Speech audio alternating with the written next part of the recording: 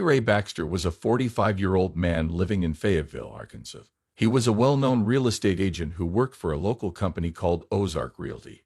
Johnny Ray had a big smile and a friendly personality, which made him popular with his clients and colleagues. He had a degree in business administration from the University of Arkansas and had been working in real estate for over 20 years. Johnny Ray was married to Darlene Baxter. Johnny Ray and Darlene seemed like a happy couple. Johnny Ray was Darlene's second husband. He had a stepdaughter named Lily Adams, who was 18 and in her first year at the University of Arkansas studying psychology. Johnny Ray got along well with Lily, or so it seemed to the outside world. Outside of work, Johnny Ray loved sailing. He owned a small sailboat named Dreamcatcher, which he often took out on Beaver Lake. He enjoyed spending weekends on the water, feeling the wind and the waves. His friends at the local marina remembered him as someone who was always willing to lend a hand and share a laugh. In the days before his death, Johnny Ray was busy with a big property deal. He was working hard to close a sale on a large commercial property in downtown Fayetteville. This deal was very important to him in his career. He was also planning a surprise anniversary trip for Darlene. He had booked a cabin in the Ozark Mountains and bought tickets to see a concert in Little Rock. He even picked out a special necklace from a local jewelry store, Sissy's Log Cabin, as a gift for Darlene. Despite his busy schedule, Johnny Ray made time to visit the local coffee shop, Arsagas, every morning. He enjoyed reading the newspaper and chatting with the baristas. His favorite drink was a caramel latte. On April 10, 2015, 2 days before his death, Johnny Ray was seen at Arsagas smiling and talking about his plans for the weekend. He seemed happy and excited about the future. Johnny Ray's life seemed perfect on the outside, but there were hidden troubles. His wife, Darlene, had been acting stressed and worried lately. She had noticed changes in their daughter, Lily, and was suspicious of Johnny Ray's late-night work meetings. Friends and neighbors had started to notice the tension in the Baxter household. On April 12, 2015, at about 7:30 a.m., Johnny Ray Baxter's body was discovered. The person who found him was his neighbor, Michael Everly. Michael was a 52-year-old retired school teacher who lived next door to the Baxters. Darlene had called Michael, worried because she hadn't heard from Johnny Ray since the previous night. She was out of town visiting her sister and asked Michael to check on her husband. Michael knocked on the door of the Baxter house but got no answer. He noticed that Johnny Ray's car was in the driveway, so he decided to try the door. To his surprise, it was unlocked. As he stepped inside, he immediately felt something was wrong. The house was unusually quiet. Michael called out for Johnny Ray but got no response. He walked through the living room and into the kitchen, where he saw signs of a struggle, chairs overturned and broken glass on the floor. He followed the trail of chaos to the master bedroom. When he opened the door, he was met with a gruesome sight. Johnny Ray was lying on the floor in a pool of blood. He had been bludgeoned to death with a hammer, which lay nearby, covered in blood. The room was a mess, with blood splattered on the walls and furniture. It was clear that Johnny Ray had fought for his life. Michael was horrified and immediately backed out of the room, his hands shaking. He pulled out his cell phone and dialed 911, his voice trembling as he described what he had found. The 911 operator tried to keep him calm, asking him to stay on the line until the police arrived. The news of Johnny Ray's death quickly spread through the neighborhood. Maple Street was soon filled with police cars, and curious neighbors stood outside, whispering to each other about the shocking event. Local news stations like KSM and KNWA sent reporters to cover the story, and by noon, it was the top news in Fayetteville. Michael, who had been friends with Johnny Ray for years, was in a state of shock. He had never expected to find his neighbor and friend dead in such a brutal manner. He later told reporters that Johnny Ray was a good man who didn't deserve such a terrible fate. The discovery of Johnny Ray Baxter's body marked the beginning of a complex and tragic investigation, one that would uncover hidden secrets and lead to shocking revelations about those closest to him. The police arrived at the Baxter home quickly after Michael Everly's 911 call on April 12, 2015. The first officers on the scene immediately secured the area, making sure no one entered or left the house. Soon after, Detectives Sarah Mitchell-Kinsey and James Carter arrived to lead the investigation. Detective Sarah Mitchell-Kinsey was known for her sharp mind and attention to detail. At 38 years old, she had solved many difficult cases. Her partner, Detective James Carter, was 42 and had a reputation for his methodical approach. Together, they made a strong team. As the detectives walked through the house, they saw signs of a struggle. The living room had overturned chairs and broken glass. The kitchen had more chaos, with dishes scattered on the floor. When they reached the master bedroom, they were met with a grisly scene. Johnny Ray Baxter lay on the floor, surrounded by a pool of blood. He had been bludgeoned to death with a hammer, which lay nearby, covered in blood. The walls and furniture were splattered with blood, showing the violence of the attack. Detective Mitchell Kinsey noted the hammer as the murder weapon and ordered it to be bagged as evidence. The crime scene was chaotic and disturbing. The detectives and forensic team took many photos and collected samples. They used gloves to carefully pick up items, making sure not to contaminate any evidence. Blood samples, fingerprints, and the hammer were all collected and sent to the lab for analysis. Outside, neighbors watched as the police worked. The local news stations, KFSM and KNUA, were there too, reporting on the shocking murder. Reporters spoke to neighbors who described Johnny Ray as a friendly and well-liked man. The media coverage added pressure to solve the case quickly. Detectives Mitchell Kinsey and Carter interviewed Michael Everly, who was still shaken from discovering the body. He described finding the door unlocked and seeing the mess inside the house. His detailed account helped the detectives piece together the events leading up to the murder. By the end of the day, the police had gathered a lot of evidence, but still had many questions. Who could have committed such a brutal act? Why would someone want to kill Johnny Ray? The detectives knew they had a difficult case ahead of them, but they were determined to find the answers. The first suspect in Johnny Ray Baxter's murder was his wife, Darlene Baxter. Darlene was 34 years old and worked as an accountant for a local firm called Razorback Accounting. She was intelligent, meticulous, and hardworking. Darlene had a tough past. She became a mother at 16 and worked as a stripper to support herself and her daughter, Lily. Despite these challenges, she built a successful career and was known for her strong-willed nature. Darlene had recently noticed changes in her daughter Lily's behavior and grew suspicious of Johnny Ray's late-night work meetings. Friends and neighbors described Darlene as increasingly stressed and on edge in the weeks before the murder. Some said they heard arguments between her and Johnny Ray. Detectives Sarah Mitchell Kinsey and James Carter brought Darlene in for questioning on April 13, 2015. Darlene appeared calm but was clearly distressed. She maintained that she had been out of town visiting her sister Nancy in Little Rock. She provided photos and text messages to support her alibi, but the detectives still had doubts. During the interrogation, Darlene spoke about her relationship with Johnny Ray. She admitted they had been arguing more lately, mainly about his work and the amount of time he spent away from home. She denied any involvement in his death, insisting she loved her husband despite their problems. The detectives asked Darlene about the night of the murder. She explained that she had left for Little Rock on the afternoon of April 11 and stayed with Nancy until the morning of April 12. Nancy confirmed this story when the detectives called her. However, it couldn't ignore the tension in Darlene's voice when she spoke about Johnny Ray and the changes she noticed in Lily. The police also searched Darlene's car and belongings for any evidence. They found nothing directly linking her to the murder, but they did find a diary in which Darlene had written about her frustrations and suspicions. These entries painted a picture of a woman under immense stress and emotional turmoil. Despite her alibi, Darlene remained a prime suspect. The detectives continued to look into her past, interviewing friends, family, and coworkers. They hoped to find a motive or any clue that could tie her to the crime. The pressure on Darlene grew as the investigation progressed, but she remained steadfast in her innocence. The investigation into Darlene Baxter was thorough, yet many questions remained unanswered.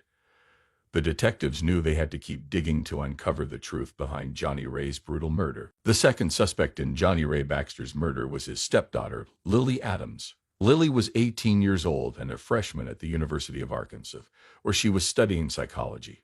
She was known for her outgoing and sociable personality. Her friends described her as bright and ambitious, always eager to learn new things. Lily had a complicated relationship with her stepfather, Johnny Ray. It was revealed during the investigation that their relationship had evolved into a secret affair. This affair made Lily feel guilty and conflicted, especially as she saw the strain it put on her mother, Darlene. Detectives Sarah Mitchell Kinsey and James Carter brought Lily in for questioning on April 14, 2015.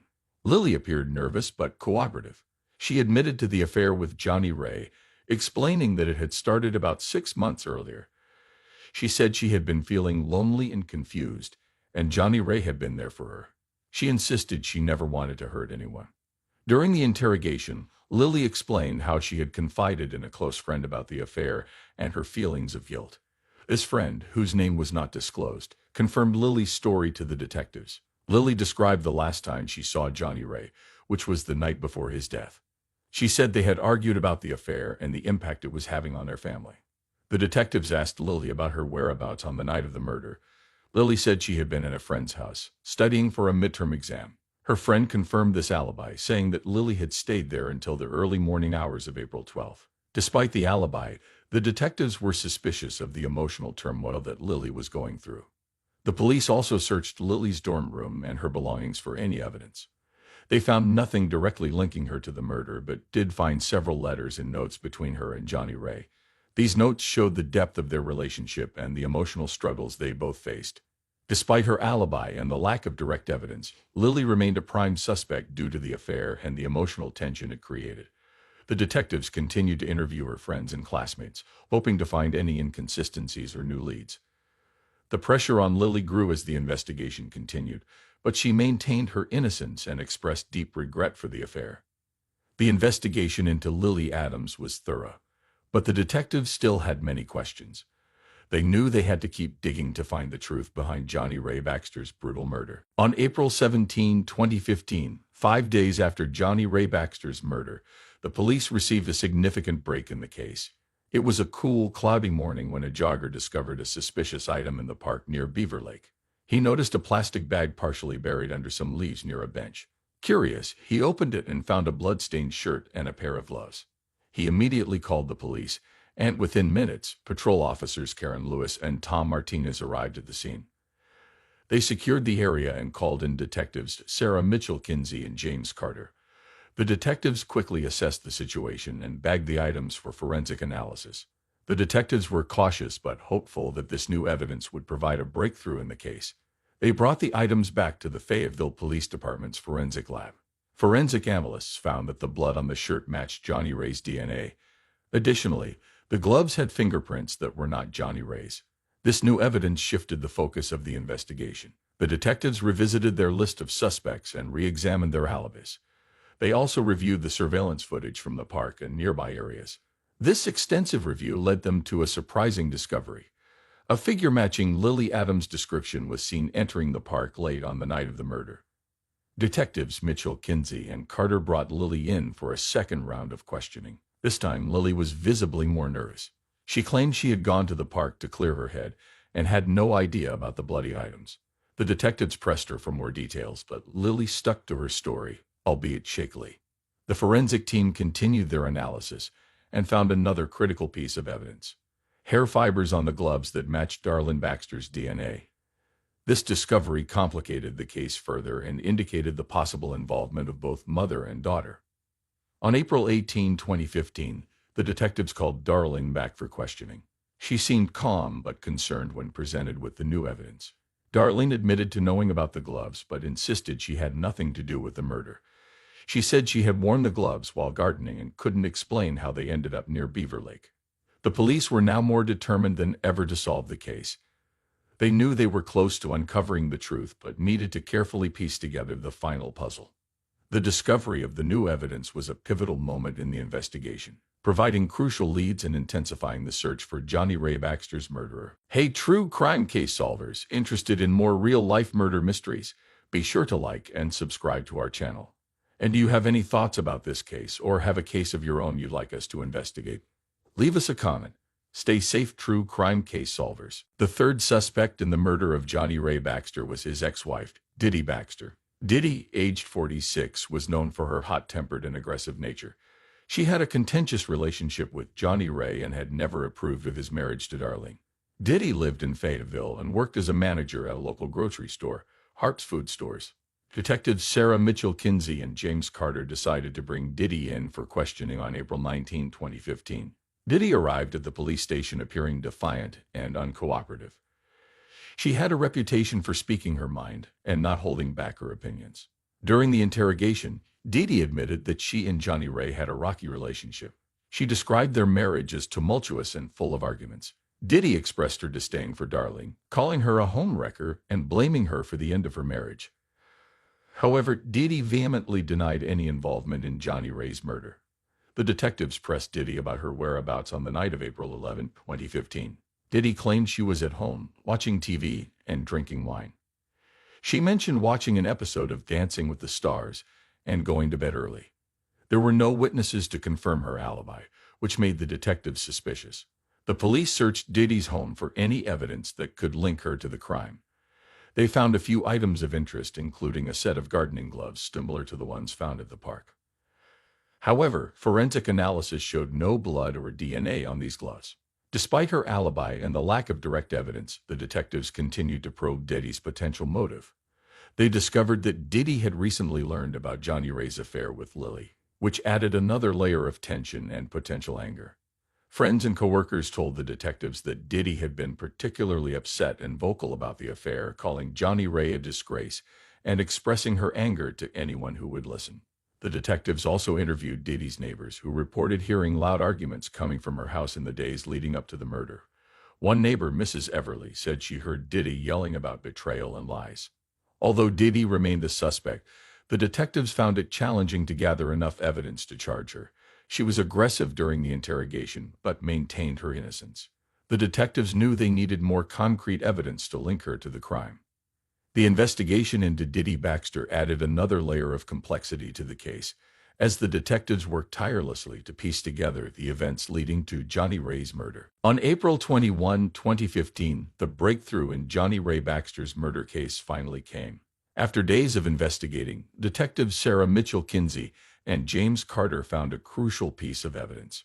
A surveillance camera from a nearby gas station had captured footage of Darlene Baxter driving toward Beaver Lake late on the night of the murder.